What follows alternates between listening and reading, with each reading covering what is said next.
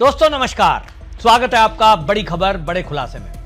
दोस्तों, जो उम्मीद थी वैसा ही हुआ और मां कामाख्या देवी का अपमान करने वाला कोलकाता का वजाहत खान, ये वजाहत खान को गिरफ्तार करने गई असम पुलिस पर घेर कर हमला कर दिया गया।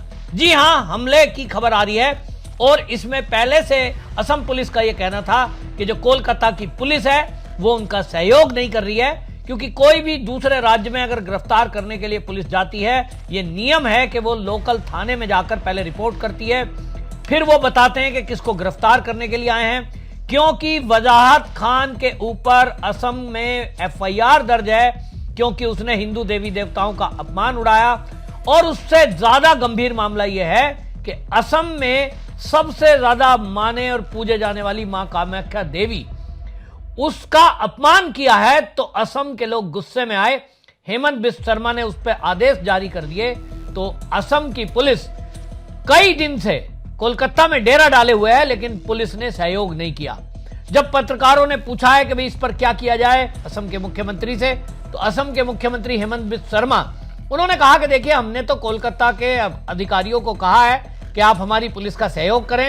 एफआईआर दर्ज जब असम में हुई है तो वो हमारा दोषी है और उसको हम लाएंगे। सुनिए हेमंत बिस्व शर्मा ने क्या कहा। Registered against him, so our police will go to West Bengal and will request government of West Bengal to hand over him to Assam.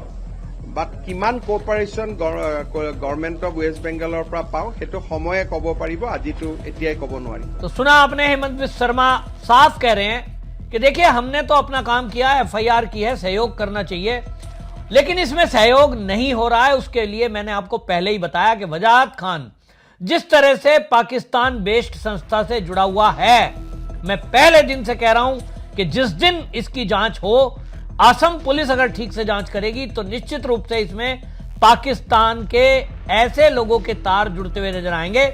या तो जैसा मैंने पहले कहा, मतलब कंफर्म नहीं है, लेकिन जांच होगी तो पता चलेगा क्या ये आईएसआई के इशारे पर काम करता है, क्या ये वहां जो जासूस हैं, जैसे अभी कई जासूस भारत के अंदर पकड़े गए हैं, पाकिस्तान के कोई यूट्यूबर पकड़े गए हैं, क्या ये भी इस तरह का कोई जासूसी का काम करता है।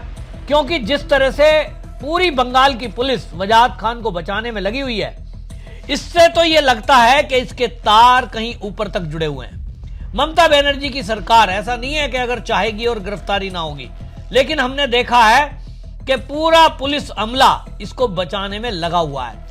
जिस तरह की चीजें सामने आ रही हैं अभी तक, तो उसी से यह लग रहा है कि वजाहत खान को बचाने के लिए ये सब के सब लगे हुए हैं। और इसमें वजाहत खान का जो नाम सामने आया, वो उसके बाद से हमने देखा कि ये फरार है, ये फरार हो गया।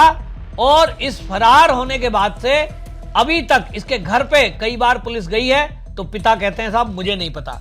आप समझते हैं कि कोई आदमी अगर ऐसे गायब हो जाएगा और उसके पिता को यह पता ना हो, जो अभी तक कल तक नेता बना घूम रहा था सारे में। लोकल लोगों का कहना है कि ये जो वजाहत खान है, ये वजाहत खान यहां एनजीओ चलाता है और एनजीओ चलाने के नाम पर इसको भारी चंदा आता है। लोगों का यह कहना है कि अभी कुछ दिनों पहले तक ये तो ऐसे ही घूमता था, अब जो है ये दिखाई दे रहा है कि बहुत अमीर अचानक से हो गया। तो इसके पास पैसा कहां से आया? ये पैसा पाकिस्तान से आया, ऐसा आशंका है। क्योंकि जैसा हमने बताया आपको कि ये रशीदी फाउंडेशन से जुड़ा हुआ है, और रशीदी फाउंडेशन जो है वो आपको बताएं कि ये पाकिस्तान बेस्ड है। पाकिस्तान की ही ब्रांच ये बांग्लादेश में और बंगाल में काम कर रही है। तो तार कहीं ना कहीं जुड़ते हैं कि आप देखिए, रशीदी फाउंडेशन जिसका हेडक्वार्टर पाकिस्तान में है, बांग्लादेश में भी है और पश्चिम बंगाल में भी है। अब कहीं ये दिखता है कि कहीं ना कहीं पूरा एक नेक्सस ये चलाने का काम तो नहीं कर रहा है कि जो बांग्लादेशी घुसपैठिए हमारे भारत में आते हैं, इसको लेकर पहले से ये खबर है कि उनको फर्जी दस्तावेज बनाना, उनको रहना, नौकरी दिलाना, उनके लिए कानूनी सहायता प्रदान करना, बच्चों को पढ़ाने लिखाने के नाम पर समाज में चंदा इकट्ठा करना, कहीं ना कहीं ये पीछे की चीज दिखाई दे रही है। नहीं तो वजाहत खान जैसे शर्मिष्ठा को कोर्ट ने पकड़ा, और आप देखिए उसने तो पोस्ट डिलीट कर दी थी, उसने माफी भी मांग ली थी, लेकिन उसके बावजूद भी हाई कोर्ट से उसको राहत मिली। तो अब ये जो वजाहत खान फरार है, इस फरारी के पीछे कारण क्या है? अगर उसको लगता है कि कोई बड़ा अपराध नहीं किया है, पिता बोल रहे हैं साहब अनजाने में हो गया होगा, तो फिर ये भागा भागा क्यों घूम रहा है? इसके पीछे मुझे जो आशंका दिखाई दे रही है, मैं पक्का पुख्ता तौर पे कह सकता हूं कि निश्चित रूप से इस वजाहत खान के फरार होने का कारण यह है कि ये चाहता है कि असम की पुलिस के हाथ ना लगूं, क्योंकि कोलकाता पुलिस ने भी एफआईआर दर्ज की है और वो कोलकाता पुलिस को अपनी गिरफ्तारी देने को तैयार हो सकता है। वो इस कोशिश में होगा कि पहले से पहले ही इसके पेपर बन जाए, या तो ये भाग जाए कहीं या फिर इसकी सेटिंग बैठ जाए। कुछ लोगों का कहना यह है कि जिस तरह से इसकी संस्था के तार बांग्लादेश में जुड़े हुए हैं, पाकिस्तान में जुड़े हुए हैं, तो इस समय पाकिस्तान का तो मामला टाइट है, लेकिन बांग्लादेश का तो बॉर्डर लगता है और कई अभी बॉर्डर का एरिया ऐसा है जो वेस्ट बंगाल में और बांग्लादेश के बीच में अभी फेंसिंग नहीं है। वहां नदी को पार करके चुपचाप तरीके से बांग्लादेश के लोग आ भी सकते हैं, जा भी सकते हैं। तो ऐसी आशंका जताई जा रही है कि ये पुलिस के शिकंजे से बचने के लिए, असम पुलिस के शिकंजे से बचने के लिए ये कहीं ना कहीं हो सकता है कि बांग्लादेश भाग गया हो। अब यदि ऐसा होगा, सोचिए अगर कोई और आदमी होता, अभी तक क्या होता? उसके घर वालों को पुलिस उठा लेती है। यहां असम पुलिस है, वो कर नहीं सकती, क्योंकि कोलकाता पुलिस अगर चाहेगी तो कर सकती है कि उसके पिता से, माता से पूछताछ के लिए सख्ती करे। आमतौर पे तो यही होता है, लेकिन यहां कोलकाता पुलिस उनसे कोई सख्ती नहीं कर रही है। यह हालत है बंगाल के अंदर कि आप अगर हिंदू देवी देवताओं का अपमान करेंगे तो आपको पुलिस इनडायरेक्टली मदद करेगी और आपकी गिरफ्तारी नहीं होगी अगर आपके तार कहीं टीएमसी के कार्यकर्ताओं से जुड़े हुए हैं। इस मामले में भी देखा जा रहा है कि टीएमसी से संबंध है, टीएमसी के नेताओं से उसके संबंध है, वजाहत खान के। और अब तो जो है इस तरह की चीजें सामने आ रही हैं कि देखिए मुर्शिदाबाद दंगे में चार्जशीट दाखिल हुई है 900 पेज की, उसमें भी ये बताया कि जिस तरह से टीएमसी के लोग सड़कों पर उतरकर दंगा फसाद कर रहे थे, ये पहली बार नहीं है। अभी तो जो है हाई कोर्ट ने 3 सदस्यीय जांच कमेटी बनाई तो मुर्शिदाबाद दंगे की रिपोर्ट सामने आई है, वरना तो एफआईआर तक दर्ज नहीं हो रही थी। ये बताया गया कि घर जला दिए गए हिंदुओं के, महिलाओं के कपड़े तक जला दिए गए, उनके पास तन ढकने के लिए कपड़े तक नहीं थे। सीए के प्रोटेस्ट के दौरान हमने 2019 में देखा कि मुर्शिदाबाद एरिया में 5 ट्रेनों में आग लगा दी थी और रेलवे स्टेशन को खाक कर दिया था। इसी तरह रामनवमी में 2024 को हमने देखा मुर्शिदाबाद के एरिया में, शक्तिपुर एरिया में पथराव किया गया और इसके बाद एफआईआर दर्ज नहीं होती है। पुलिस के अफसरों का तो यह कहना होता है कि साहब हमें दोनों पक्ष ने दंगा किया है, जबकि ऐसा होता नहीं, एक तरफा है।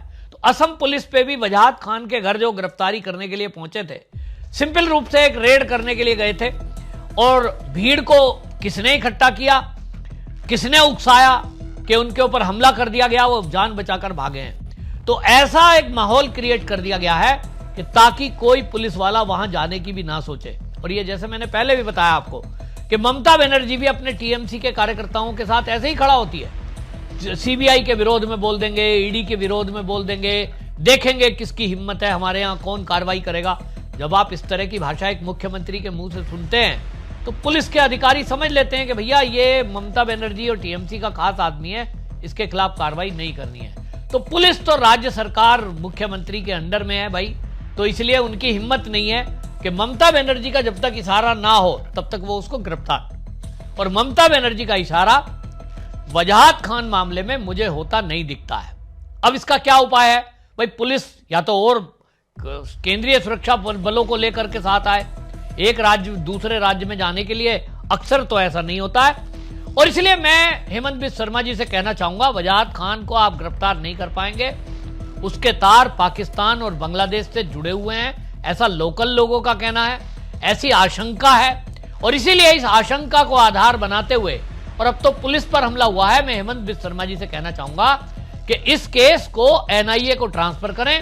और इसका आधार यही है कि जो उसका राशिदी फाउंडेशन है उसके लिंक सीधे पाकिस्तान से जुड़े हैं, बांग्लादेश से जुड़े हैं। तो एनआईए को एक रिपोर्ट बनाए, गृह मंत्रालय को, डीजीपी असम के, और लिखें कि भाई हमारी पुलिस गिरफ्तार करने गई थी, उसने हिंदू देवी देवताओं का अपमान किया है, उसके ऊपर हमें आशंका है कि जो घुसपैठिए आ रहे हैं असम के अंदर भी, पश्चिम बंगाल के अंदर भी, उनको वो मदद पहुंचाता है, ऐसी आशंका है। तो इस मामले में एनआईए उसकी जांच करे कि क्या आईएसआई से उसके कोई तार जुड़े हैं, क्या वो पाकिस्तान के लिए जासूसी करता है, क्या वो बांग्लादेश के किसी ऐसे ग्रोह के लिए काम करता है जो यहां भारत के अंदर अवैध घुसपैठियों को बसाने का और उनके फर्जी दस्तावेज बनाने का काम करता है? यह जांच पुलिस के बस का नहीं है। यह जांच एनआईए को देना चाहिए। जब एनआईए जांच करेगी तो घर से खींच लाएगी और वो सबको खींच लाएगी, जो भी उसके पीछे के तार होंगे, क्योंकि तार मुझे सीमा के पार जुड़ते हुए दिखाई दे रहे हैं। और इसीलिए इसमें गिरफ्तारी के लिए मैं बार बार एनआईए की मांग कर रहा हूं। आपकी क्या राय है? आप जरूर कमेंट में लिखिए, वीडियो को शेयर करिए। वंदे मातरम।